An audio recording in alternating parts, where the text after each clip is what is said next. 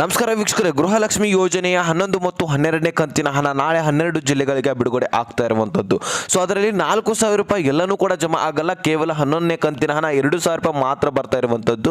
So ಅದಾದರೂ ಬರಲಿ ಅಂತ ನೀವು ಕಾಯ್ತಾ ಇರುವಂಥದ್ದು ಮಹಿಳೆಯರೆಲ್ಲರೂ ಕೂಡ 2,000 ರೂಪಾಯಿ ಆದರೂ ಬರಲಿ, ನಾವು ಗೃಹಲಕ್ಷ್ಮಿ ಯೋಜನೆಗೆ ಎಲಿಜಿಬಲ್ ಅನ್ನೋದು ಕನ್ಫರ್ಮ್ ಆಗಿಬಿಡುತ್ತೆ. ಮುಂಬರುವಂತಹ ಎಲ್ಲ ಕಂತುಗಳು ಕೂಡ ನಿಮಗೆ ಜಮಾ ಆಗುತ್ತೆ. ಸೊ 11ನೇ ಕಂತಾದರೂ ಬರಲಿ ಅಂತ ಕಾಯೋರು ಕೂಡ ಬಹಳಷ್ಟು ಜನ ಇದ್ದಾರೆ. ಸೊ ಹಾಗಾದರೆ 11ನೇ ಕಂತು ಕೂಡ ಜಮಾ ಆಗ್ತಾ ಇರುವಂಥದ್ದು. ಸೊ ಯಾವ್ಯಾವ ಜಿಲ್ಲೆಗಳು ಅನ್ನೋದಂಥದನ್ನು ನಾನು ಕಂಪ್ಲೀಟ್ ಆಗಿ ತಿಳಿಸ್ಕೊಡ್ತೀನಿ. ಅದನ್ನು ನೀವು ತಿಳ್ಕೊಳ್ಳೇಬೇಕು. ಯಾಕಂದರೆ ಆ ಒಂದು 12 ಜಿಲ್ಲೆಗಳಲ್ಲಿ ನಿಮ್ಮ ಜಿಲ್ಲೆನೂ ಕೂಡ ಆಗಿರ್ಬೋದು, ನಿಮ್ಮ ಖಾತೆಗೂ ಕೂಡ ಹಣ ಜಮಾ ಆಗಬಹುವಂತಹ ಚಾನ್ಸಸ್ ಇರುತ್ತೆ. ಇಲ್ಲಿ ಇನ್ನೊಂದು ಇಂಪಾರ್ಟೆಂಟ್ ಮಾಹಿತಿಗಳಿದಾವೆ. ಇಲ್ಲಿ 4 ವೀಲರ್ ಮತ್ತು 2 ವೀಲರ್ ವಾಹನಗಳನ್ನು ಯಾರ್ಯಾರು ಹೊಂದಿದ್ರ, ಸೊ ನೀವೆಲ್ಲರೂ ಕೂಡ ಈ ಒಂದು ಮಾಹಿತಿಯನ್ನು ನೋಡಲೇಬೇಕು.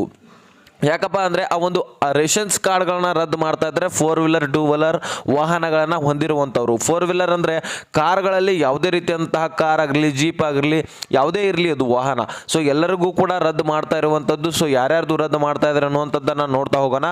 ಮತ್ತು ಇಲ್ಲಿ 2 ವೀಲರ್ ಅವರು ಕೂಡ ನೋಡ್ತಾ ಹೋಗಬೇಕಾಗತ್ತೆ. ಸೊ ಅದರಲ್ಲಿ ಕೂಡ ಇಂಪಾರ್ಟೆಂಟ್ ಮಾಹಿತಿ ಇದೆ. ಜೊತೆಗೆ ರೈತರಿಗೆ ಇಂಪಾರ್ಟೆಂಟ್ ಮಾಹಿತಿ ಏನಪ್ಪ ಅಂದರೆ PM ಕಿಸಾನ್ ಸಮ್ಮಾನ ನಿಧಿ ಯಾವಾಗ ರಿಲೀಸ್ ಆಗುತ್ತೆ ಅಂತ ಸಾಕಷ್ಟು ಜನ ಕಮೆಂಟಲ್ಲಿ ಕೇಳ್ತಾ ಇದ್ರು. ಸೊ ಅದ್ರ ಬಗ್ಗೆನೂ ಕೂಡ ಕ್ಲಾರಿಫಿಕೇಶನ್ ಕೊಡ್ತೀನಿ, ಯಾವಾಗ ಜಮಾ ಆಗುತ್ತೆ ಅನ್ನೋದಂಥದ್ದನ್ನು ಮಾಹಿತಿ ಬಂದಿದೆ, ಅದರ ಬಗ್ಗೆನೂ ಕೂಡ ನಿಮಗೆ ತಿಳಿಸ್ಕೊಡ್ತೀನಿ.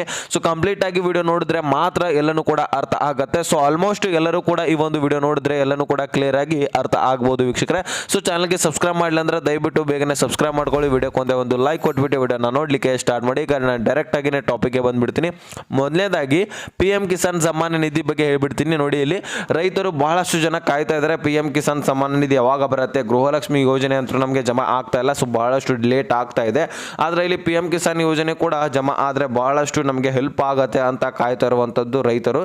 ಸೊ ಹಾಗಾದರೆ ರೈತರಿಗೆ ಈ ಒಂದು PM ಕಿಸಾನ್ ಸಮ್ಮಾನ ನಿಧಿ ಯಾವಾಗ ಜಮಾ ಆಗತ್ತೆ ಅಂತ ಹೇಳೋದಾದರೆ, ಸೊ ಇಲ್ಲಿ ಜೂನ್ನಲ್ಲಿ ರಿಲೀಸ್ ಆಗಿರುವಂಥದ್ದು PM ಕಿಸಾನ್ ಸಮ್ಮಾನ ನಿಧಿ ಪ್ರತಿ 4 ತಿಂಗಳಿಗೊಮ್ಮೆ ಜಮಾ ಆಗ್ತಾ ಇರುವಂಥದ್ದು PM ಕಿಸಾನ್ ಸಮ್ಮಾನ ನಿಧಿ. ಸೊ ವರ್ಷಕ್ಕೆ 6,000 ಜಮಾ ಆಗತ್ತೆ ಪ್ರತಿ ರೈತರಿಗೂ ಕೂಡ, ಓಕೆನಾ. ಸೊ ಇದರ ಬಗ್ಗೆ ಕ್ಲಾರಿಫಿಕೇಶನ್ ಸಿಕ್ಕಿದ್ರೆ, ಈಗ ಮುಂದಿನ ತಿಂಗಳಿನ 22 ತಾರೀಕಿನ ಒಳಗಾಗಿನೇ 22ನೇ ದಿನಾಂಕದ ಒಳಗಾಗಿನೇ ಬಿಡುವಂತಹ ಚಾನ್ಸಸ್ ಇದೆ.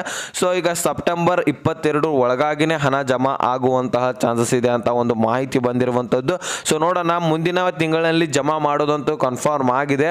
ಸೊ ಜಮಾ ಮಾಡುವ ದಿನಾಂಕ ಕಂಪ್ಲೀಟ್ ಆಗಿ ಫಿಕ್ಸ್ ಆಗಿಲ್ಲ. ಸೊ ಫಿಕ್ಸ್ ಆದರೆ ನಾನು ಮತ್ತೊಂದು ವಿಡಿಯೋದಲ್ಲಿ ತಿಳಿಸ್ಕೊಡ್ತೀನಿ. ಆದಷ್ಟು ಮುಂದಿನ ಮಂತ್ನಲ್ಲಿ ಬರುವಂತಹ ಚಾನ್ಸಸ್ ಇದೆ ಅಂತ ಮಾಹಿತಿ ಬಂದಿರುವಂಥದ್ದು ವೀಕ್ಷಕರೇ. ಸೊ ಅದ್ರ ಬಗ್ಗೆ ನಾನು ನಿಮಗೆ ಕ್ಲಿಯರ್ ಆಗಿ ತಿಳಿಸ್ಕೊಟ್ಟಿದ್ದೀನಿ. ಈಗ ಅರ್ಥ ಆಗಿದೆ ಅಂತ ಅನ್ಕೋತೇನೆ ನಿಮಗೆ PM ಕಿಸಾನ್ ಸಮ್ಮಾನ ನಿಧಿ ಬಗ್ಗೆ.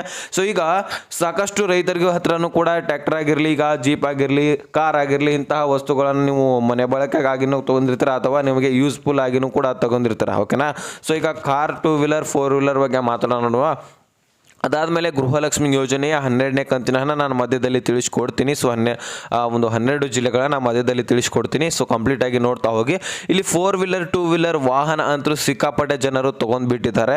ಸೊ ಅವ್ರಿಗಂತರ BPL ರೇಷನ್ಸ್ ಕಾರ್ಡ್ಗಳು ಕೂಡ ಇದಾವಂದರೆ ಸಾಕಷ್ಟು ಹಲವಾರು ಫಲಾನುಭವಿಗಳ ಹತ್ರ BPL ರೇಷನ್ಸ್ ಕಾರ್ಡ್ಗಳಂತೂ ಇದ್ದಾವೆ. ಸೊ ಈಗಾಗಲೇ ಈ ಒಂದು 4 ವೀಲರ್ ವಾಹನಗಳಿಗೋಸ್ಕರನೇ ಒಂದು ಯೋಜನೆ ಬಂದಿರುವಂಥದ್ದು. ಇಲ್ಲಿ ನೋಡಿ, ಸ್ವಾವಲಂಬಿ ಸಾರಥಿ ಯೋಜನೆ ಅಂತ ಒಂದು ಯೋಜನೆ ಬಂದಿರುವಂಥದ್ದು. ಸೊ ಅದರಲ್ಲಿ 3 ಲಕ್ಷ ಕೂಡ ನಿಮಗೆ ಹಣ ಸಿಗ್ತಾ ಇರುವಂಥದ್ದು, ಸಬ್ಸಿಡಿ ಅಂದರೆ ಫ್ರೀ ಆಗಿನೇ ಸಿಗ್ತಾ ಇರುವಂಥದ್ದು ಅರ್ಧಕ್ಕರ್ಧ. ಸೊ ಅದರ ಬಗ್ಗೆ ನಾನು ಈಗಾಗಲೇ ಒಂದು ವಿಡಿಯೋದಲ್ಲಿ ತಿಳಿಸ್ಕೊಡ್ತೀನಿ. ಹಿಂದಿನ ವಿಡಿಯೋ ನೋಡ್ಕೊಂಡ್ರೆ ನಿಮ್ಗೆ ಗೊತ್ತಾಗುತ್ತೆ ಕ್ಲಿಯರ್ ಆಗಿ ಎಲ್ಲನೂ ಕೂಡ. ಈಗ 4 ವೀಲರ್ 2 ವೀಲರ್ ವಾಹನಗಳನ್ನು ಹೊಂದಿರುವಂತಹ BPL ರೇಷನ್ ಕಾರ್ಡ್ಗಳನ್ನು ಕೂಡ ರದ್ದು ಮಾಡ್ತಾ ಇದ್ದಾರಾ ಅಂತ ನೀವು ಕೇಳುವಂತಹ ಕ್ವಶನ್ಗೆ ಉತ್ತರ ಕೊಡ್ತಾ ಇದ್ದೀನಿ. ನೋಡ್ರಿ, ಇಲ್ಲಿ ಯಾರ ಹತ್ರ 4 ವೀಲರ್ ಇದೆ ನೋಡಿ, ಕಾರ್ ಆಗಿರಲಿ, ಬೈಕ್ ಆಗಿರಲಿ, ಜೀಪ್ ಆಗಿರಲಿ, ಕ್ಲೋಸರ್ ಆಗಿರಲಿ, ಯಾವುದೇ ರೀತಿಯಾದಂತಹ ಕಂಪ್ನಿದು ನಿಮ್ಮ ಹತ್ರ ಇರಲಿ, ಒಟ್ಟಾರೆಯಾಗಿ 4 ವೀಲರ್ ಅದು ಕಾರ್ ಇದ್ದರೆ, ಜೀಪ್ ಇದ್ದರೆ, ಸೊ ನಿಮ್ಮ ಒಂದು BPL ರೇಷನ್ಸ್ ಕಾರ್ಡ್ಗೂ ರದ್ದಾಗತ್ತೆ. ಯಾರ್ಯಾರ್ದು ರದ್ದಾಗತ್ತೆ ಅನ್ನುವಂಥದ್ದು ಮುಖ್ಯವಾಗಿರುವಂಥದ್ದು. ಇಲ್ಲಿ ಮುಖ್ಯವಾಗಿ ಕಾರ್ಗಳಲ್ಲಿ, ಜೀಪ್ಗಳಲ್ಲಿ 2 ಥರ ಬರ್ತವೆ. ವೈಟ್ ಬೋರ್ಡ್ ಕಾರ್ ಅಂತ ಬರುತ್ತೆ ಮತ್ತು ಯೆಲ್ಲೋ ಬೋರ್ಡ್ ಕಾರ್ ಅಂತ ಬರುತ್ತೆ. ಸೊ 2 ಟೈಪ್ ಇರ್ತವೆ.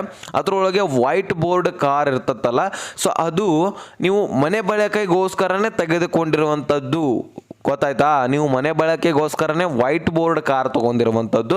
ಸೊ ಇನ್ನು ಯೆಲ್ಲೋ ಬೋರ್ಡ್ ಕಾರ್ ಅಂತ ತೊಗೊಂಡಿರ್ತಾರೆ ಸಾಕಷ್ಟು ಫಲಾನುಭವಿಗಳು ಕೂಡ. ಈಗಾಗಲೇ ಜನರು ಏನು ಮಾಡಿರ್ತಾರೆ, ಒಂದು ಯೆಲ್ಲೋ ಬೋರ್ಡ್ ಕಾರನ್ನು ತಮ್ಮ ಒಂದು ಉದ್ಯೋಗಗಳಿಗೋಸ್ಕರ, ಯಾವುದೇ ಒಂದು ಕೆಲಸವನ್ನು ಮಾಡ್ತಿರಲ್ಲ, ಹೊರಗಡೆ ಹೋಗಿ ಯಾವುದೇ ಒಂದು ನೌಕರಿ ಇರಲ್ಲ, ಜಾಬ್ ಇರಲ್ಲ, ಪ್ರೈವೇಟ್ ಆಗಿರಲಿ ಗೌರ್ಮೆಂಟ್ ಆಗಿರಲಿ, ಯಾವುದೇ ಕೆಲಸವನ್ನು ಮಾಡಲ್ದೇನೆ ಇದೇ ಒಂದು ಯೆಲ್ಲೋ ಬೋರ್ಡ್ ಕಾರ್ ಮುಖಾಂತರ ಒಂದು ಯೆಲ್ಲೋ ಬೋರ್ಡ್ ಕಾರನ್ನು ಲೋನ್ ಮುಖಾಂತರನೋ ಯಾವುದೇ ರೀತಿ ಮುಖಾಂತರ ತೊಗೊಂಡಿರ್ತಾರೆ. ಸೊ ಅದನ್ನು ತಮ್ಮ ಒಂದು ದಿನನಿತ್ಯದ ಉದ್ಯೋಗಗಳಿಗೋಸ್ಕರ, ತಮ್ಮ ಹೊಟ್ಟೆ ಪಾಡಿಗೋಸ್ಕರ, ನಮ್ಮ ಒಂದು ಅನ್ನಕ್ಕೋಸ್ಕರ, ಒಂದು ದುಡಿಮೆಗೋಸ್ಕರ ಈ ಒಂದು ಕಾರನ್ನು ತೆಗೆದುಕೊಂಡಿರ್ತಾರೆ, ಯೆಲ್ಲೋ ಬೋರ್ಡ್ ಕಾರನ್ನು. ಸೊ ಇದಕ್ಕೆ ಯೆಲ್ಲೋ ಬೋರ್ಡ್ ಕಾರ್ ಅಂತ ಕರೀತಾರೆ. ಸೊ ಇದಕ್ಕೆ BPL ರೇಷನ್ಸ್ ಕಾರ್ಡು ರದ್ದು ಆಗಲ್ಲ. ಯೆಲ್ಲೋ ಬೋರ್ಡ್ ಕಾರು ತಗೊಂಡಿದ್ದವರಿಗೆ ಇಲ್ಲಿ ನೋಡಿ, ಆ ಒಂದು ಸಾರಿಗೆ ಇಲಾಖೆಯಿಂದ ಆಹಾರ ಇಲಾಖೆ ಮಾಹಿತಿಯನ್ನು ತೆಗೆದುಕೊಳ್ಳುತ್ತೆ, ಇದು ಯೆಲ್ಲೋ ಬೋರ್ಡ್ ಕಾರ ಅಥವಾ ವೈಟ್ ಬೋರ್ಡ್ ಕಾರ ಅನ್ನುವಂಥದ್ದು. ಸೊ ಮಾಹಿತಿ ತೆಗೆದುಕೊಂಡು ಅಲ್ಲೇನಾದರೂ ಯೆಲ್ಲೋ ಬೋರ್ಡ್ ಕಾರ್ ಅಂತ ಇದ್ದರೆ ಸೊ ನಿಮ್ಮ BPL ರೇಷನ್ ಕಾರ್ಡು ರದ್ದಾಗಲ್ಲ. ಅಥವಾ ವೈಟ್ ಬೋರ್ಡ್ ಕಾರ್ ಇದ್ದರೆ ಡೆಫಿನೆಟ್ ಆಗಿ 100% ನಿಮ್ಮ BPL ರೇಷನ್ ಕಾರ್ಡು ರದ್ದಾಗತ್ತೆ. ಮನೆ ಬಳಕೆಗೋಸ್ಕರ ಯಾರು ತೆಗೆದುಕೊಂಡಿದ್ದಾರೆ ನೋಡಿ, ಸೊ ನಿಮ್ಮ BPL ರೇಷನ್ಸ್ ಕಾರ್ಡು ರದ್ದಾಗೋದಂತೂ ಕನ್ಫರ್ಮ್. ಈಗಾಗಲೇ 15 ಲಕ್ಷದವರೆಗೂ ಕೂಡ BPL ರೇಷನ್ಸ್ ಕಾರ್ಡು ರದ್ದಾಗಿದೆ ಅಂತ, ಇನ್ನು 40 ಲಕ್ಷ ಟಾರ್ಗೆಟ್ ಇರುವಂಥದ್ದು. ಸೊ ನೋಡೋಣ ಯಾರ್ಯಾರ ರೇಷನ್ ಕಾರ್ಡ್ ರದ್ದಾಗತ್ತೆ ಅನ್ನುವಂಥದ್ದು ನೀವು ಚೆಕ್ ಮಾಡ್ಕೋಬಹುದು ನಿಮ್ಮ ಮೊಬೈಲಲ್ಲೇ. ಹಿಂದಿನ ವಿಡಿಯೋಗಳಲ್ಲಿ ತಿಳಿಸ್ಕೊಟ್ಟಿದ್ದೀನಿ, ಬೇಕಾದರೆ ಹಿಂದಿನ ವಿಡಿಯೋಗಳು ಒಂದು ಸ್ವಲ್ಪ ಸ್ಕ್ರೋಲ್ ಮಾಡ್ಕೊಂಡು ನೋಡಿದ್ರೆ ನಿಮ್ಗೆ ಗೊತ್ತಾಗುತ್ತೆ ವೀಕ್ಷಕರೇ. ದಿನೇ ರದ್ದು ಮಾಡ್ತಾ ಇರುವಂಥದ್ದು BPL ರೇಷನ್ಸ್ ಕಾರ್ಡ್ಗಳನ್ನು. ಸೊ ಆ ಒಂದು BPL ರೇಷನ್ ಕಾರ್ಡ್ ರದ್ದಾಯಿತು ಅಂದರೆ ಸೊ ನಿಮಗೆ ಯಾವುದೇ ರೀತಿಯಾದಂತಹ ಯೋಜನೆಗಳು ಕೂಡ ಸಿಗಲ್ಲ, ಸ್ಕೀಮ್ಗಳು ಯಾವುದೇ ರೀತಿ ಮುಂಬರುವಂತಹ ಆಗಿರಲಿ ಹಿಂದಿರುವಂತಹ ಸ್ಕೀಮ್ಸ್ಗಳನ್ನು ನೀವು ಪಡೀಲಿಕ್ಕೆ ಆಗಲ್ಲ. ಮುಖ್ಯವಾಗಿ ಗೃಹಲಕ್ಷ್ಮಿ ಯೋಜನೆ ಅಂತೂ ಬಂದೇ ಬರಲ್ಲ ನಿಮಗೆ. ಸೊ ಇಂತಹ ಪರಿಸ್ಥಿತಿನೂ ಕೂಡ ಬಂದ್ಬಿಡುತ್ತೆ. ಈ ರೀತಿಯಾಗಿ ನಿಮಗೆ ಜಾಬ್ ಇರಲಿ, ಯಾವುದೇ ರೀತಿಯ ಒಂದು ನೌಕರಿ ಗೌರ್ಮೆಂಟ್ ಜಾಬ್ ಇದ್ದರೂ ಸಹಿತ ನಿಮ್ಮ ರೇಷನ್ಸ್ ಕಾರ್ಡ್ಗಳನ್ನು ಕೂಡ ಇದಕ್ಕೆ ಸಾಕಷ್ಟು ರೂಲ್ಸ್ಗಳಿದ್ದಾವೆ. ಈಗಾಗಲೇ ಹಿಂದಿನ ವಿಡಿಯೋಗಳಲ್ಲಿ ತಿಳಿಸಿಕೊಟ್ಟಿದ್ದೀನಿ, ಸೊ ಅಲ್ಲಿ ನೋಡ್ಕೋಬಹುದು. ಸೊ ಈಗ ಬಹಳಷ್ಟು ಜನ 4 ವೀಲರ್ 2 ವೀಲರ್ ಬಗ್ಗೆ ಕೊಡಿ ಅಂತ ಹೇಳ್ತಾ ಇದ್ರಿ. ಈಗ 2 ವೀಲರ್ ಬಗ್ಗೆ ಕೇಳೋದಾದ್ರೆ ಇಲ್ಲಿ 2 ವೀಲರ್ ಯಾವುದೇ ರೀತಿ ವಾಹನಗಳನ್ನ ತೆಗೆದುಕೊಳ್ಳಿ, ಸೊ ಅದಕ್ಕೇನು ಸಂಬಂಧ ಬರಲ್ಲ. ಸೊ 2 ವೀಲರ್ ಬಗ್ಗೆ ಯಾವುದೇ ಕೂಡ ಮೆನ್ಷನ್ ಮಾಡಿಲ್ಲ ಇಲ್ಲಿ.